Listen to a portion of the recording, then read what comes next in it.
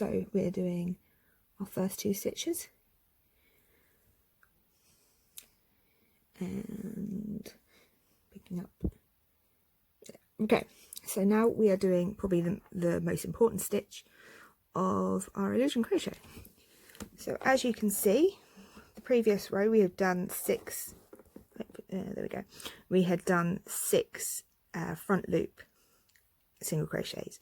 Now that leaves us with these 1, 2, 3, 4, 5, 6, so these 2 loops, and we go into that one, and we're going into that one. We're still working over a background colour, and that's your both front loops single crochet. So we're doing 6 of these. Don't keep working over that.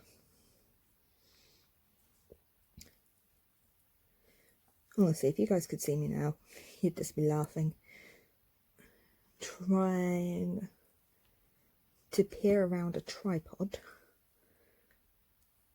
I don't know how people do this successfully anyway. Okay, so we're doing 1, 2, 3, 4, 5, 6. So each one, remember, we're going into the bottom loop, the bottom front loop, oh god, I can't see it, bottom front loop, and then the top front loop.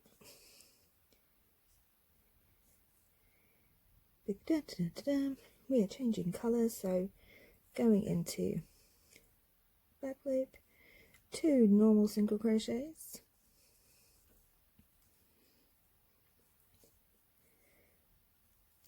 okay.